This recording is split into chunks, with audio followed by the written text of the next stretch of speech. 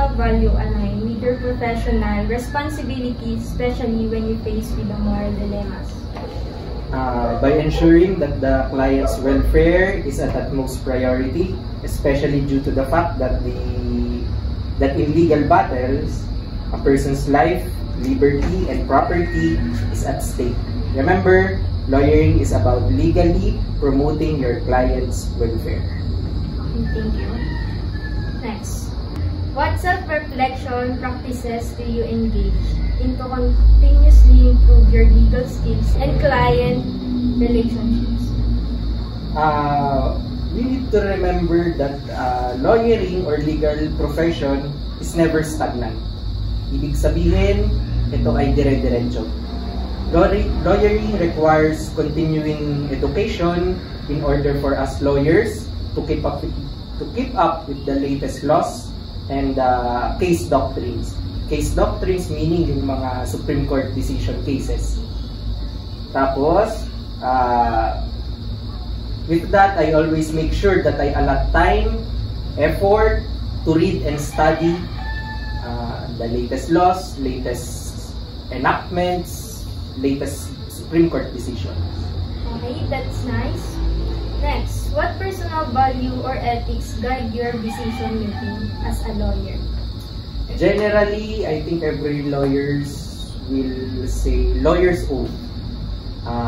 As a lawyer, I always make sure that the dignity, integrity, and competence required of a lawyer will reflect on all the cases I handle by ensuring that I will not go beyond the mandate of the lawyer's oath.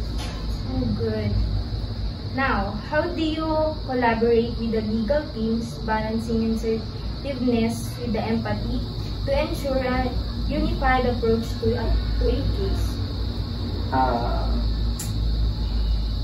By ensuring that everyone's opinions, ideas, and suggestions are greatly considered.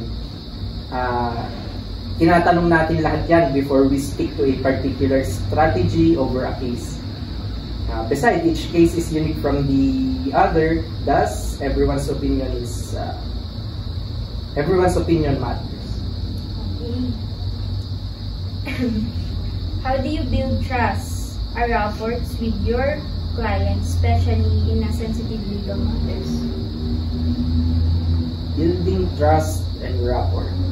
Mahirap siya, pero the best way to build trust and connection with a client is by being transparent with them. Being transparent and telling them everything, all about the case, even if such information is a negative information or kahit hindi pabor sa amin. Okay. Next, how do you manage the expectation of client when the legal outcome may not be in their favor? Same lang din dun sa paggawa o pag-build natin ng trust with them by being real.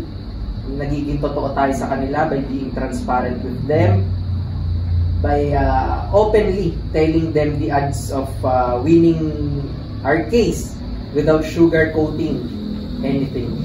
So, yun ang importante dyan. Explaining every aspect of a client's case is crucial in preventing false hope. Hindi na umasa. Okay. Yan.